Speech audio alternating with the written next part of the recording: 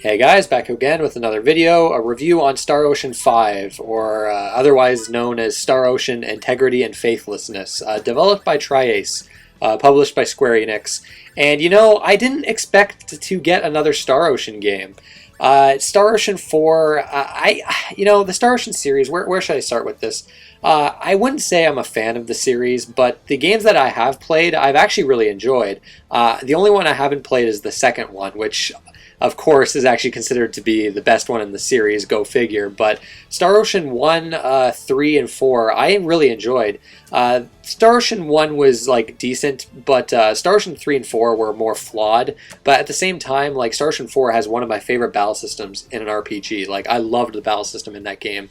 Now, of course, it had an abysmal story and abysmal characters, and I think a lot of people hated the game for that. And I can understand that, but for me, I just really got into the battle system and just overall gameplay for that game. I loved the scope of that game. It really felt you were on like this epic space adventure, and that's where my disappointment with this game comes in. Although there's a lot of other reasons for being disappointed in this, because yeah, Star Ocean 5, I don't think it's a good game.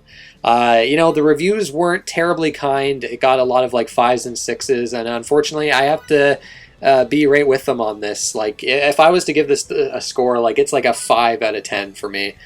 Maybe even a 4. I really didn't care for this game all that much. Now, it's not the worst game ever. I've played worse JRPGs, I've played worse games, but I don't think it's worth your time, and it's pretty sad that a new Star Ocean game, we get a new Star Ocean game, and it's like this. It's, just thoroughly mediocre and uninspired, but yeah, let's start with the story with this game. So the story takes place on this planet, Faithlessness. It's kind of like an underdeveloped planet in the galaxy. Your main character is Fidel, and you live in this tiny village with your childhood friend, female childhood friends, who obviously you know where that's gonna go, because we've seen that in a lot of JRPGs.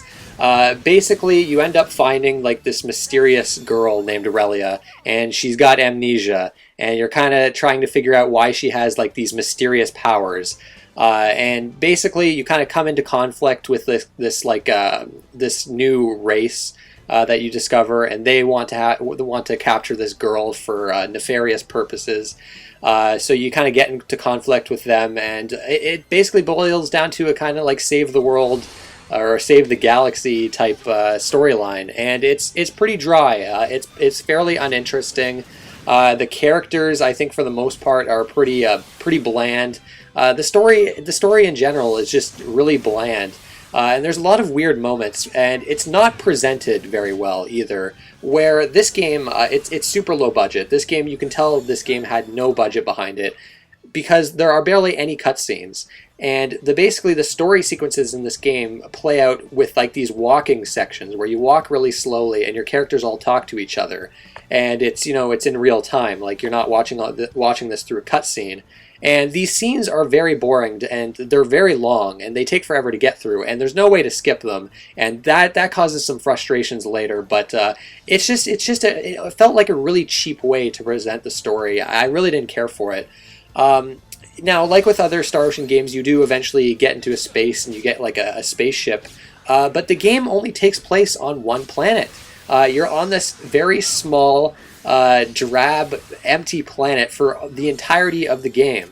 The only other time you leave the planet is to go to these dungeons in space, and that's all they are dungeons.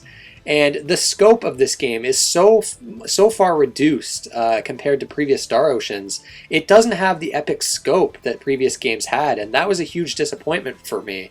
You also get like these kind of space battle sequences where you kind of just like, some of them are in cutscenes, but other times you're just standing there watching these events play out, and it's just like, it's the most boring shit ever, where you're hearing people just constantly going, missiles ready or torpedoes ready, and like they're just talking about all this needless crap, and these scenes go on forever.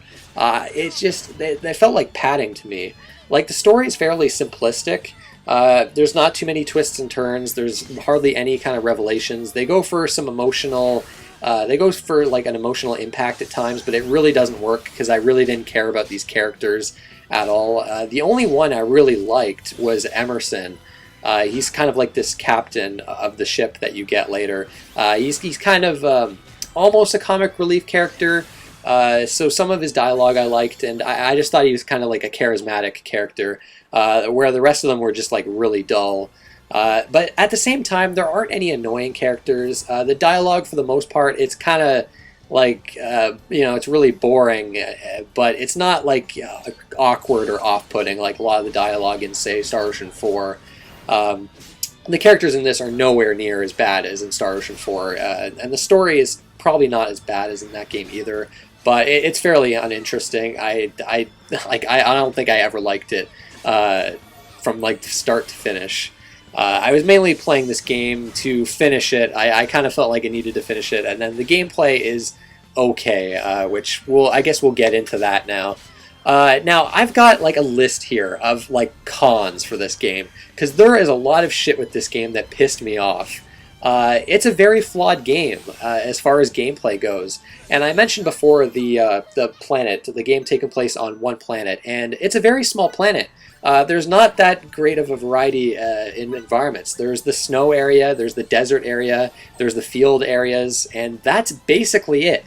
And there's only a few towns. There's not much life to these towns, and there's a ton of backtracking, especially in the early game, going from place to place. And with your map, they're basically just corridors.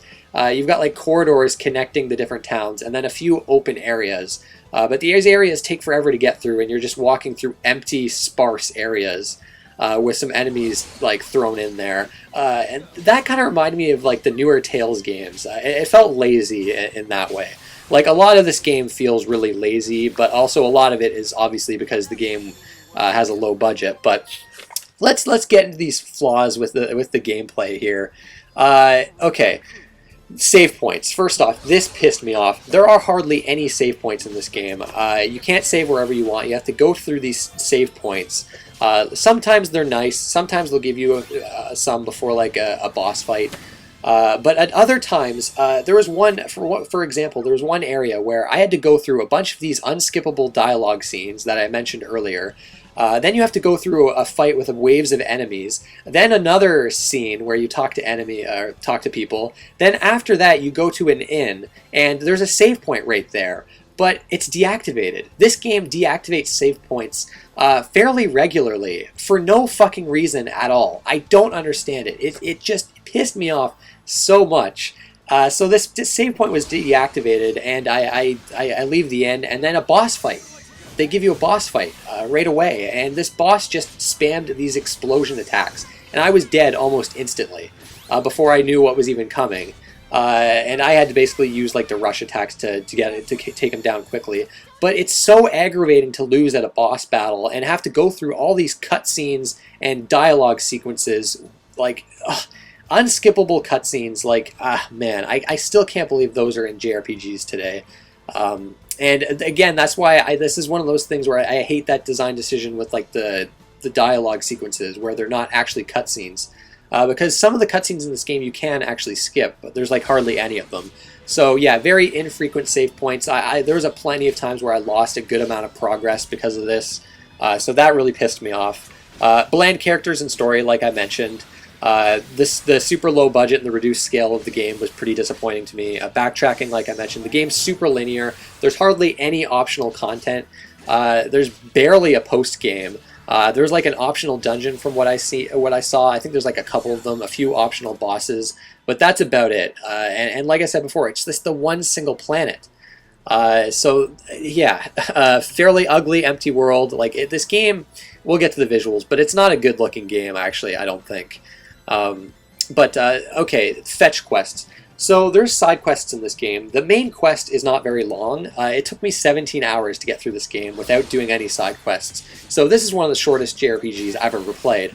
But I actually didn't mind it. Actually, I actually kind of liked the game being brief. I wish more RPGs were actually like that. But these fetch quests, like you get these job boards where you just take on all these quests, and all of them are fucking horrendous. Like I'm talking like collect 10 of this, collect 5 of this, defeat 5 of this enemy, 10 of this enemy. It's that kind of pointless garbage that I hate in RPGs. And unfortunately, there's a lot of good rewards tied to these side quests. They give you a lot of experience. And because I didn't do them, I felt I was under-leveled at certain parts of the game. You get skill books from them, which allow you to level up your skills and gain new skills. That's the most important thing. So I really felt I was missing out by not doing them, but fuck that. Like, I was not going to do these side quests. And there's so many of them. Like, each board has like almost like 20 plus quests, and they keep adding more. Really like lazy quest system that I just hated. That would be torture to actually go through with those. But I guess I should talk about the combat now. Star Ocean, I've always liked the combat in these games, like very action-based combat. It's not turn-based. You control a bunch of different characters in battle, and you got a bunch of different skills to equip on your characters. But the battle system in this game, I think, is a huge step down from Star Ocean 4. There's not much depth here at all. It's a very simplistic battle system. You can only equip 4 different skills on each of your characters, 2 long-range skills and 2 short-range skills. And that's it. There were way more skills in the previous game, and it gets old using only 4 skills. So much that I really had to keep switching characters to keep the battle system interesting for me. But long-range characters I didn't find to be that fun, like the magic-based characters. There's a rock, paper, scissors system in this game that I always hate that kind of shit in RPGs. It's really shallow, where like strong attacks will break through, break through guards. Guards will defend against weak attacks, and weak attacks will get through, strong attacks. I think that's how the chain works. And you can basically fill up a reserve gauge by doing like these rock, paper, scissors type commands. And it like gets up to a maximum of 5, I think. And you basically pull off these rush attacks, which are like these super overpowered attacks that just demolish bosses, especially Fidel's rush attack. So that's kind of system we've seen a lot in RPGs, JRPG battle systems before, kind of a gauge you fill up that lets you do like these really powerful attacks. The skills, I don't like how you get skills in this game. You don't get them from leveling up. You can level up the skills themselves in battle by using them a lot and kind of raising the mastery, but you need to find these books in the environments and from doing side quests, and that's how you learn skills. So that was frustrating to me, and it really made the leveling up process fairly like automatic and just not that interesting to me. So when you have that, just the limited amount of skills, and I found a lot of the skills just weren't all that useful. And like that, and the rock paper scissors system, and overall like the combat I felt didn't have flow as well as Star Ocean 4's combat. I don't know, the combat, it's decent, it's probably the best part of the game, but there are far better combat systems in RPGs now. Tales of Zestiria, for instance, which came out recently, has a far superior battle system than this. In fact, a lot of the newer Tales games completely blow this out of the water, I think. But yeah, another thing which this kind of ties into the battle system, and actually another thing I liked about the game, the role system, where each character can equip 4 different roles. And you gain like SP in battles to kind of learn different roles and kind of level up your roles. And they basically change the tactics for your party members as well as give you different benefits. So I'll talk about some of like the more broken roles in the game, and some of the most fun I've had with this game is experimenting with all the different roles and seeing how I could break the game using them, and leveling up some of my favorites and kind of customizing my characters that way. So yeah, this is probably my favorite part of the game. I really enjoyed this. For instance, there's a Berserker role that I equipped on Fidel where basically your defense would get decreased by like 150%, but your attack would get increased by 150%. So if you kept leveling up that role, you'd get so powerful by the end of the game. And then you would combine that with this other role called Dead Man Walking, where enemies couldn't damage you, but you would take damage over time. And the healer, I set my healer to basically have like the healing casting time reduced to like basically nothing, and to focus on healing. And basically the damage I was taking, like I was constantly taking damage, but I was always getting healed. And I was always taking less damage than enemies could dish out. And enemies hit hard in this game, especially at the end. So basically I couldn't die almost. Like the AI surprisingly is actually okay, at least for the healer. The other characters I found like to run in and get themselves killed a lot. But the AI on the healing I thought was actually pretty decent. I didn't actually have to switch to the healer all that much. But when you combine the Berserker role with that Dead Man Walking role, it just completely breaks the game. I thought that was pretty satisfying to use those roles. So The roll system I really like. I like getting the SP from battles and kind of customizing them. So that is something I really did enjoy about the game. Like with previous Star Ocean games, there's item crafting. You can there's a bunch of different things that you can skills that you can upgrade. They're fairly traditional, like the kind of stuff you've seen a lot in RPGs. But that's there. I didn't get too much into that, but I wouldn't like. To me, it's kind of dull. But I could see some people getting into that. I guess another thing with like the melee characters, like you have the long range skills. You equip skills to your long range, but because melee, you're always going to be up close. You're almost never using these long range skills. So essentially, in my opinion, it feels like melee characters only really use 2 skills in the combat. So that's another thing that was kind of like ugh. But yeah. Also, too many characters. Actually, like one of the things with this game, the new thing I guess, is that you can have 7 characters in battle at a time, and this it causes too much confusion and it's too chaotic, especially later where they have the rock paper scissors system where you're supposed to be blocking attacks, but it's very hard to tell what enemies are doing and what attacks they're using because there's so many different spell effects going on and so many different characters attacking. So it can be fun to kind of manage all the different characters and constantly switch between them, but at the same time, it's very chaotic, and it was pretty frustrating at times. The game's got seamless battles where you'll see the enemies on the map, you'll get into a battle, and it doesn't just go to a battle screen. You fight them right then and there. This works better than it does in Tales of Zestiria. That game, the camera was really poor because you were in these really confined spaces. And this game, the dungeons take place in these like huge open areas. And like I mentioned before, there's a lot of like open fields in this game. So the camera is generally decent, but there are some times where it just doesn't work that well. So that can be pretty frustrating as well. But yeah, I mean, that about covers the gameplay. I mean, you know, the combat's okay, but there's just so many things that really pissed me off. The difficulty of this game is really erratic too, where on the default difficulty, the game is actually like piss easy most of the time. But all of a sudden, you'll have like these random difficulty spikes. Like some of the bosses are like ridiculous, and then you've got I actually totally forgot about these. The protection missions. Fuck these. These are the worst part of the game, where you have to protect a character in your party while they're like hacking a terminal, and the enemies are all like they all rush the character, and it's so frustrating. Even when you're the healer and try to heal them constantly, it's really tough to protect them. The combat system is just not designed for this kind of situation, and it's fucking irritating. And you have like these dialogue sequences before these protection missions, so I would fail them like almost instantly and have to go through this dialogue all over again just to try it again. Really annoying.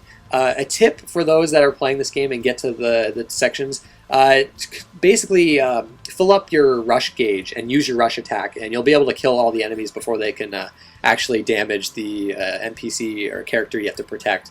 But the second part of that, like the second time you had to protect someone, it was like this multi-phase battle. Really annoying. That really pissed me off. Never, I don't know, that kind of thing should never be in JRPGs. But yeah, gameplay, I don't know, mediocre, leaning on average. But visuals, again, you can tell this was low budget. It just, I don't know, the environments are very drab. You could tell it's a PS3 game originally, and it is. In Japan, it was on PS3, though. It's only on PS4 here. It just, I don't know, it's like the frame rate is generally solid enough. I think it runs at 60 frames per second, but it's just not an attractive game. I really don't like the look of it. The environments are you know, kind of really boring to look at. I like when you're in space, though. Like all the space stuff I thought was decent enough, because you just don't see that too often in JRPGs. But unfortunately, you really, other than your ship, you don't really get to see like the galaxy in this game, because like I was mentioning, a really reduced scale for this game. Audio. Actually, another thing too, character design. The character design is generally decent, but the one character, Fiore, I think, she's like the mage character. She's got like this weird, I don't even know what you would call it. A lot of people were complaining about this character design, and it's so weird. I don't understand it. Like it's baffling because it sticks out like a sore thumb because the rest of the characters' designs are pretty good. But that character, I don't know what the fuck they were thinking with that. But yeah, audio, moving to audio. Voice acting is actually pretty good. It's not too bad. It's not like cringeworthy like in Star Ocean 4.